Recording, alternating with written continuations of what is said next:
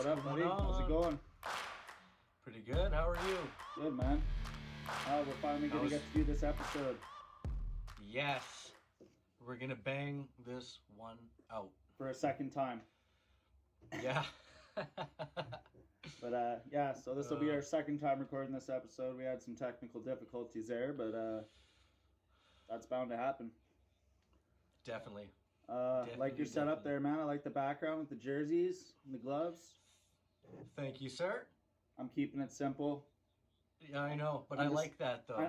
To be continued. I like that simple look though, and then you can start adding, right? We got to see where we're going with the production and stuff here. Yeah. Eventually, those jerseys will probably come down, and I'll probably be adding some fight stuff, MMA stuff. Exactly. That's what I'm thinking. Yeah. So, we meant to have this episode out about a week ago. The clock is ticking. Francis, the Predator Ngannou, is probably getting signed to the PFL. Is that a good thing or a bad thing? Is it good for us? Is it bad for him? How much money is he making? Is he going to be boxing? You know, there's a lot of variables in the play there. There's hundreds of questions. But first, before we get into all the Ngannou stuff, let's do our first segment. How do you feel? I got a couple topics here. So how do you feel about the Power Slap League being promoted all over the UFC platform? How do you feel about that there, Miles? I have like two thoughts about it. One is, I don't know, as a fan, like a sports fan or an MMA fan, I like it. Yeah. But as a human being and a person, it's insane and it's crazy. Like I watched the first season and I enjoyed it as a combat fan, but it's insane. It's really insane. I'm what not about against you? What it. do you think? I lost interest, so I only watched the first couple episodes. Yeah. A lot of know. people did that. They're grown men and they sign up for it and they're getting paid probably, you know, some decent money compared to what they're used to getting. Yeah. But there's just something about it that didn't sit well with me, you know. They're just like, I don't know, just like standing their feet, you know, standing the ground flat-footed and then having to hold this, you know, this pole behind their back and just kind of, and just like take it the best they can. Yeah. I don't know. And then Clinch just watching some of those guys keel over like that.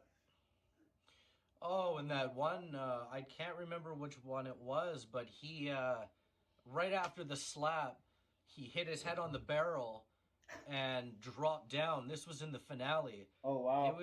It was insane. Like, I thought they were supposed to have catchers for that. They caught him when he dropped down, but he hit his head. It happened instantly. It was like slap, boom, like just right off the barrel. And then they caught him as he fell back, but he was out. He was out of it. It was bad. Yeah, I don't know how to feel about it in general. In a sense, though, it is. It's like you did say. It is two grown men. They're signing up. They know what they're doing. They're signing a contract. So it's like if they really want to provide that way for their families, then I guess so be it, right? But and then insane. That's the one side of it. And then I don't know how I feel about it just being splattered all over the UFC platform, like all over. I think all over their YouTube and all over their social media. Right. I think they could have. I think they could have made a whole different like league, or you know what I mean. And I feel like Dana White could have just done like a separate promotion and just like done commercials on TV or whatever. Right. I don't know. I just feel like it was just kind of like a cheap scapegoat kind of marketing tactic to just like tunnel, you know. Just money, right? Just tunnel right through the UFC. Yeah. Everything. Like anything UFC right now, it's got the slap league all over it. I believe UFC should be just UFC. And I believe... Start up the slap league YouTube and let that be a different thing, right? Yeah. So yeah, we're pretty much on the same page on that one. Completely separate it. That's how we feel about that. Separate it. Yeah. No doubt. How do you feel about John Jones winning the heavyweight title in less than 1 round? Or 2 minutes, I think it was. I forget what the actual time was. I think it was just under 2 minutes. It was super light work. He he manhandled him. I don't know. He That took choke control. was awkward looking too. It was. He had him pinned up. It almost looked like he was going up against the like the arm was up against the chest almost, and he just maybe cut off the circulation that way. I just keep because that was the fast tap. Joe Rogan's facial expressions and DC's facial expressions when they're watching it. They're like, or they're always holding each other back. Yeah, like, yeah. And then I love John Jones. He kind of took a shot at DC. He's like, with all his years of experience, and he didn't even know what that choke was. He's just like, kind of took a little cute shot at him there. Yeah. But it was like it was incredibly fast though. It was. Yeah, exactly. It wasn't that he didn't recognize the choke. It was just that it did look kind of weird. But yeah, I believe if you got a guy the size of John Jones over top of you, those two big guys. Like, I get what you mean too. Like, it didn't look like sunk in properly. Yeah. Like, it didn't look like it was sunk in under the neck. Like, it was weird. Yeah, and then the fast tappage too. It just, I don't know. It was fast. Excuse me. I don't think Cyril Gahn's been put in that situation too many times. Probably. No, definitely not. It definitely showed. Yeah, he didn't seem very comfortable there at all. Because usually he's very tactical. He's a very, very good fighter, good times fighter too. He has distance. So he's not a joke to go up against. That was crazy. Just to see him come back like that. Everyone kind of doubted, including me. I wasn't sure if he was even going to come back, and then he just made super light work of that fight. Reclaims that belt. Yeah, and then he's talking crazy shit like he might only do 2 or 3 more fights, and that's it. Yeah. So I don't know. It's hard to really kind of get behind him too hard and support him. I heard his Twitter was going off a little bit the other night too. There. Yeah. Some gibberish. Some gibberish. Always some of that going on. Right. So all right, let's get into the main segment. Francis Ngannou, the Predator. Fighter advocate. So the whole main reason why we wanted to do this episode for our first episode on the YouTube channel is just because I felt that Francis Ngannou definitely got a bad trip through the UFC. He didn't get a fair go at all. From day one, it was just a bad experience, I think. I think it was probably the worst move he ever made, signing up for the UFC. And I hate to say it because I love the UFC, but I don't know. I got so many mixed emotions about it now. Yeah. It hits hard, that documentary, man. Road to Recovery. Yeah. If you haven't seen the Road to Recovery on Francis Ngannou's YouTube channel, you got to check that out. It's a must watch. Dana White tried to paint him as someone difficult to work with, and said that his ego was getting the best of him. And it's not true. No, that wasn't true at all. It's not true. He had fought through injuries. He's such a humble guy. Very humble. So the main reason why I wanted to do this whole episode was just because I couldn't believe how far from the truth. I knew that there was 2 sides of the story, and there was probably some bullshitting going on here and there.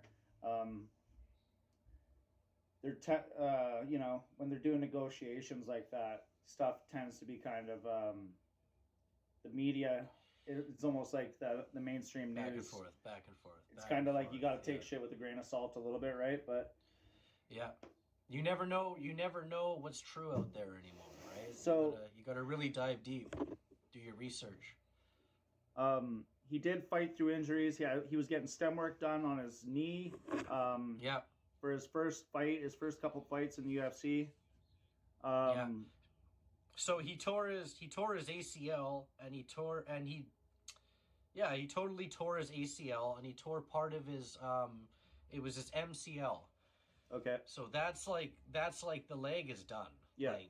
That's usually what that means. Yeah, I remember on his YouTube there, he went to a doctor and they were trying to get a doctor recommendation, and the doctor kind of said nothing really too concrete, but basically said it didn't look too bad. They could kind of look at it in maybe a couple weeks. And Francis Ngannou basically said, "Well, the good news is we're fighting." And I was like, "Oh, that was weird." So. Oh yeah. He wasn't. He just took it all in. He just took it all in, and I think he already knew what he wanted to do. He wanted to come back and show the fans, right? Like, yeah. Even though most of the fans didn't give a fuck about him at the time. Yeah. Yeah. Well, most of the avid MMA fans already know what we're talking about now. But I just wanted to make sure that this was our first episode. The main reason, the reason why he didn't sign with UFC, they were offering him $8 million per fight, but he wanted healthcare, some kind of healthcare. He wanted fighter representation for when they're doing any kind of negotiating with contracts, and he said that he came to them with a couple other requests, and they would not meet him halfway on anything. Their answer was, "No, we don't do that to everything." So he just basically felt disrespected in the end. Disrespected, played, beaten up. Yeah. Like, what else could you do to him? Like, yeah, exactly. But it's like going back to that injury real quick. Apparently, like, he had so this is when he was training. A sparring partner of his got injured, and they had to throw in, I guess, apparently a German guy. He was, this was only his second time sparring. Mm-hmm. And he, apparently they were sparring, and... Are you still there? Yep. Okay, sorry about that. My screen went all screwed up.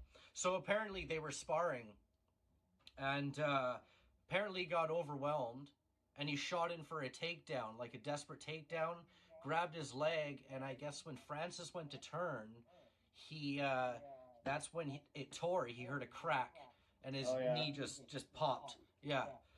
So, and they were iffy about this guy too. Like, they didn't know if they wanted him to train with him or not. So it was just, they had a feeling about it, and they were right. So. Yeah, it's hard to know if they have other intentions and if they're jealous and whatnot, right? Right. They could be just trying to put that injury on somebody else too. What was I wanting to touch on? So now he's possibly signing with the PFL. Which I was kind of leaning towards, but then, like, I don't know, I just watched a show that Jesse on Fire did. And he, brought up some really good points. Like, what's the money going to be like? I love Jesse. I love Jesse on Fire. He's awesome. Yeah, man. We love Jesse on Fire. Shout out Jesse. He's a little bit high strung, but we know he's not on blow. Yeah. We know. Yeah, we know. We got you, Jesse. We got you. He's awesome. Yeah. The money's probably not going to be the same at the PFL. So it's hard to say, man. There's no way they're paying him $8 million a fight. Well, a start, I don't know what they're doing over there, but they probably just dropped a bunch of money on Jake Paul. Oh, tons. So I don't know what kind of money they're playing with over there, but so who knows? It could be. I really don't think they're really contending with UFC. So no, not right now. No. I don't know. Jesse on Fire. Check out the episode. He brought up a lot of really good points. And I don't know. Like,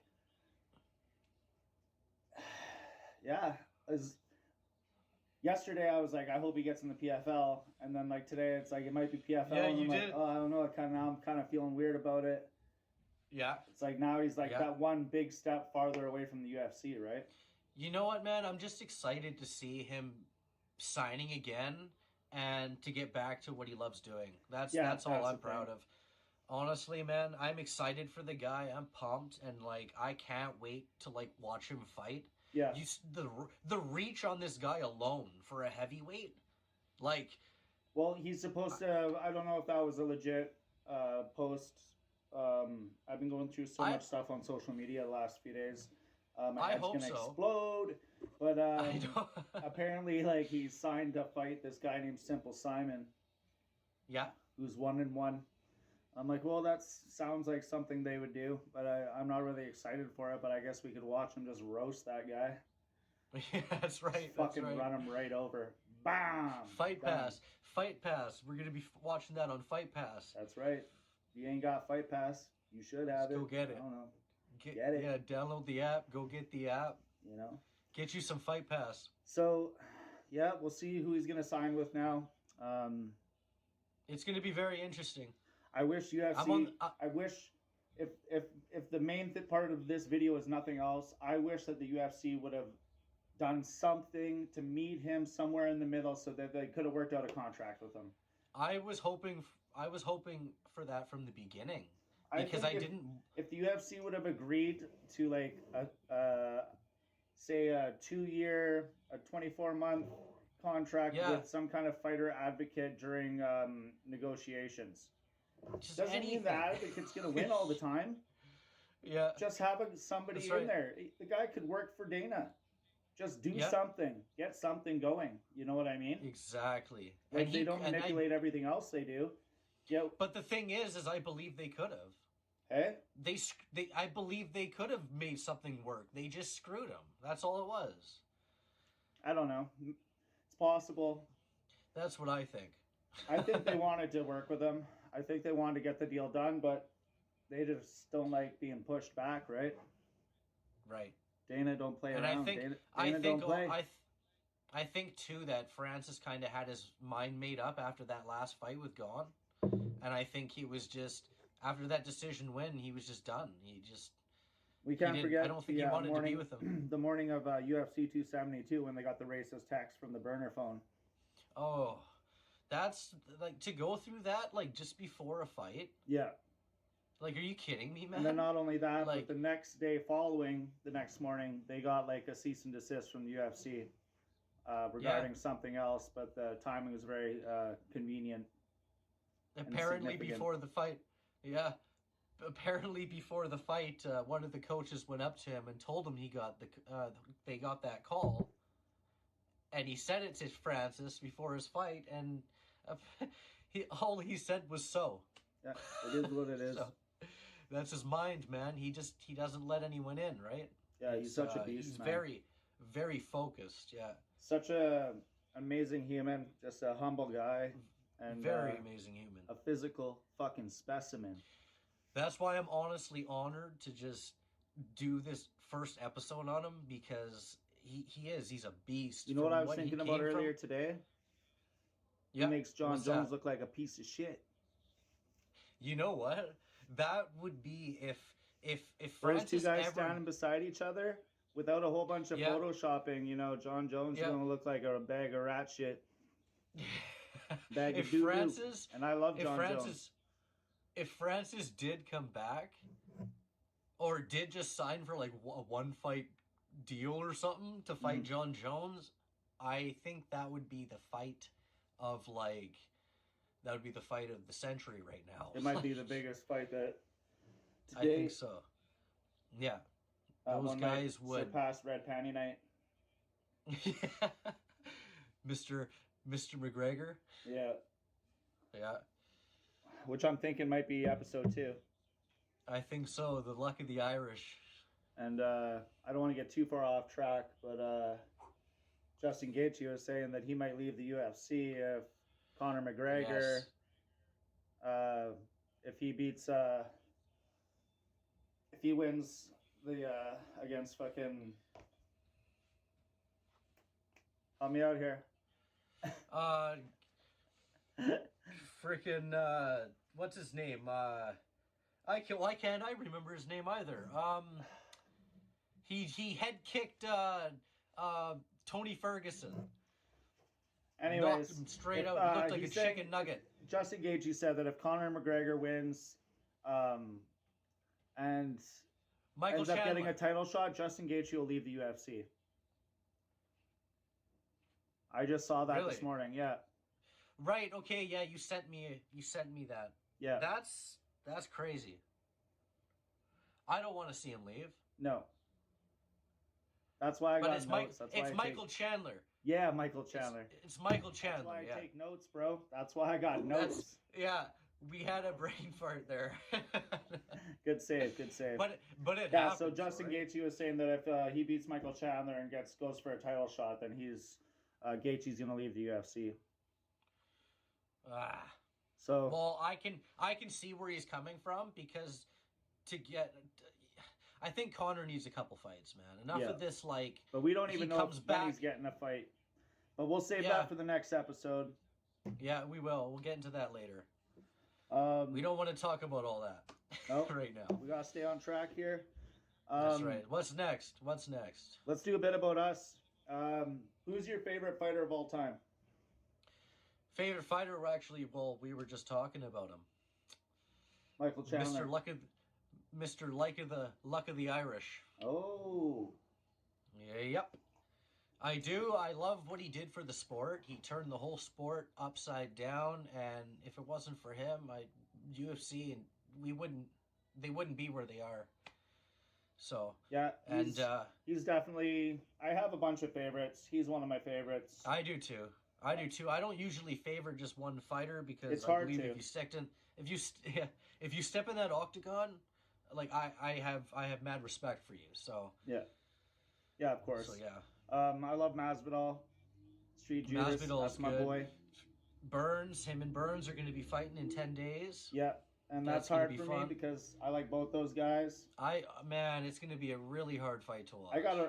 I'm hoping that Masvidal does it, but I'm thinking Burns is going to do it. You know what? That's the exact same Street thing Judas I was might come out with a pop knee to the head and it's all over. So. Oh, yeah, what was it, like 10 seconds or like less than that? 5. Drops him with a fucking I think it was 5 seconds. Yeah, dropped him with a switch knee. Faked to a switch knee, pop, right in the head. Yeah. Yeah, he could throw a flying combo at him. He could throw a flying strike or of some sort at him. Who knows? Last few fights, all I've seen him do is he sprints out, right? And we got the Adesanya versus Pereira. Adesanya. You know what, man?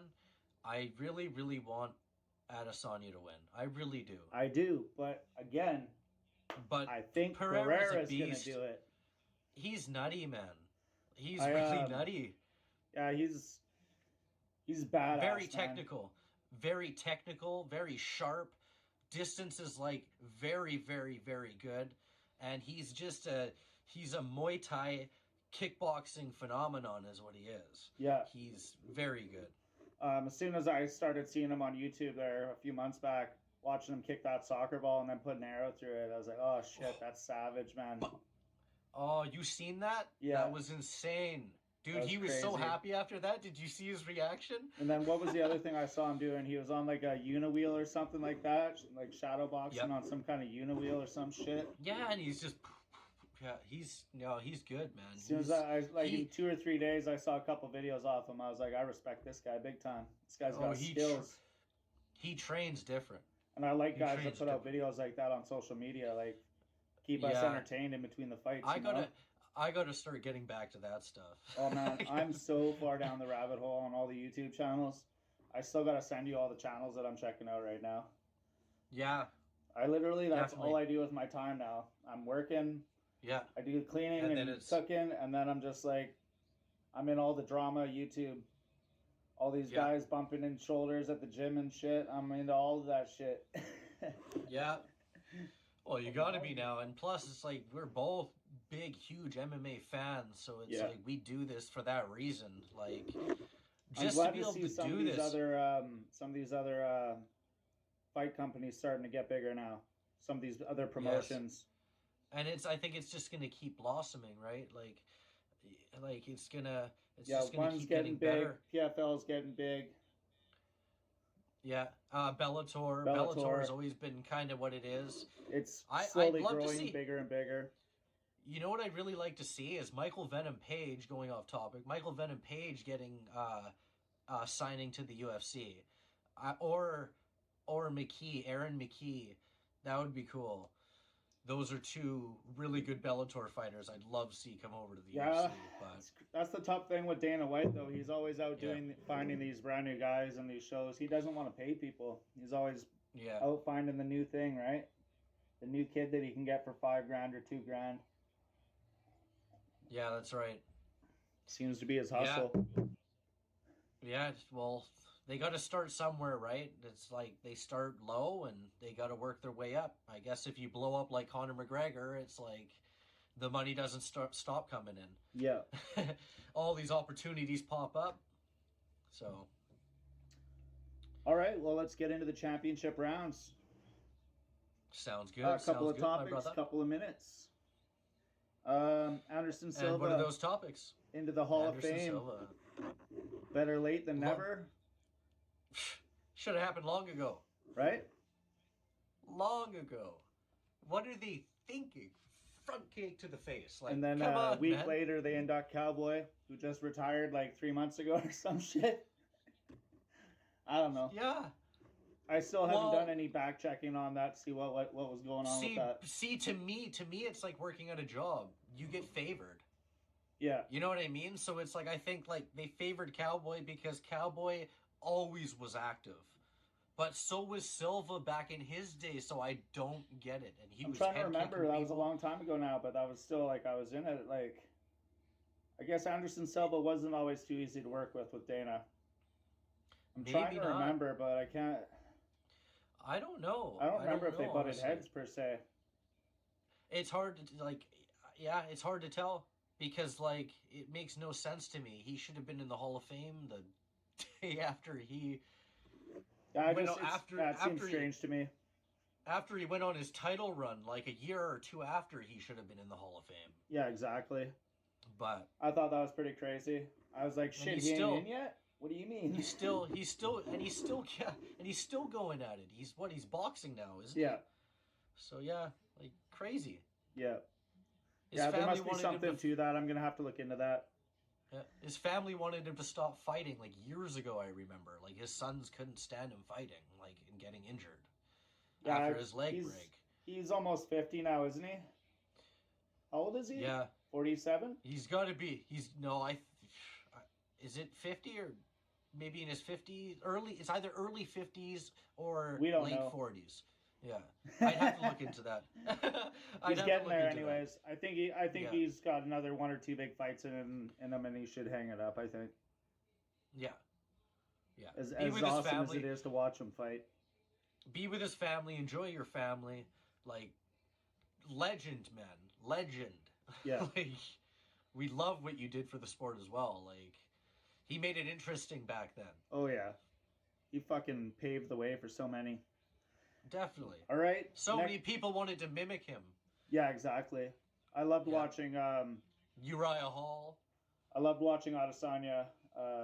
Uriah Hall, Adesanya. Conor McGregor versus Chandler. When do we think that's going to happen? Well, they're going up against each other on The Ultimate Fighter, but they won't be fighting. I don't know when, but that season takes place May 30th, I believe. Yeah. And I'm very pumped for that. But yeah. Yeah, I've been starting to hear little snippets and little bits here and there. Yeah. Some exciting stuff happening on the set. Couple little aggression scenes. Yeah, apparently. Somebody got slapped. We'll find out. Yeah, we'll see. Sounded like McGregor got all pissed off after a couple of them fought and like jumped in and slapped one of them. Yeah. That's what I took from it. I don't know. But I'm hoping that they'll fight sooner or later. Sooner than later. Well, Conor, Mr. McGregor, he's got to get into the USADA. Yeah, he said they had a couple of hurdles to work out. A couple of hurdles to get over. Well, it's going to take 6 months. So, I think the hurdle he's talking about would be steroids. Yeah. Well, definitely, he's jacked up. He got pretty big. Fuck yeah. Yeah, and after a leg break, so And everyone's saying too, like I'm hearing from active fighters on YouTube and stuff and through social media that are saying that he could have got an exemption through USADA. He could have. There are ways that you can, when you have an injury like that you can get actual exemptions, but you have to do it all above board. You have to do it all above table. Yeah. And he didn't do that. He retired. No. Yeah. And then took a bunch of roids. And now he's back. So beefed up his legs, beefed up his arms, his chest, everything. So that's why USADA has come out every time he does a statement and shut him down. That's right. Yeah, he came out, what was it, 5 or 7 days ago, something like that, basically saying that they're not doing him any favors. It's basically what they said. Yeah. Fuck you, McGregor, is what they said, you know? Yeah, pretty much. Yeah. Well, I kind of have a feeling. I kind of have a... But hey, I kind of have a feeling, though, that I don't think he's going to get the same treatment when he comes back. I think it's going to be a little more, like, they're going to give him a couple fights, I think. Before the title. I don't think they're just going to throw him in. I don't know. And if they do, then I don't understand. Dana White privilege is real. Well, that's what I'm saying. It's alive and well in 2023. Well, favoritism is real. Like... And it sucks, but it's true. I think he'll roll right through. I think what should happen is if he beats Chandler, I think it should be Conor McGregor versus Gaethje. That would be sick. And then whoever wins that, maybe a title shot. Yeah. Or definitely a title shot. Yeah, yeah. That's what I'd like to play out. That would be beautiful. Yeah. Well, I think that's our episode. Sounds good. Hell yeah. Sounds good, my friend. We're just over the half-hour mark, so yeah. Yeah. So I guess that's a wrap. So everybody, if you could subscribe, maybe comment below if we missed anything. Yeah, subscribe, comment, like. Help out the smallest MMA YouTube show. Help us out. And we need help. Sorry it took us this long. We just had a slight hiccup. But yeah, huge shout out to Francis Ngannou. We support and love that guy. We wish him all the best. Hoping that he gets a good contract with whoever he signs with. Hoping that he can somehow get back into the UFC. I'd be cool with that. That would be cool. I'd like to see him back in. Right? Originally, that's where I'd like him to stay, but yeah, we gotta it get sucks that they couldn't work things out. We got to get that John Jones versus Ngannou. We do. That needs to happen. It's good. I think it's actually destined to happen. Jesse on Fire was just crying about it, and now I'm upset. Now I feel sad about it. I think we should start crying about it. I'm going to start crying about it, too. Now I just don't know how to feel.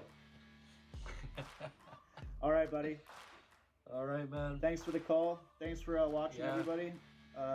Please help us out and share the video on your social media. That's always it good for to this see time. You, my brother. All right. Yeah.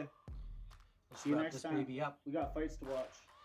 MMA Hot Topics. Yeah, Hot Topics, baby. Check it out. Check it out. Peace. All right. Thanks, everyone.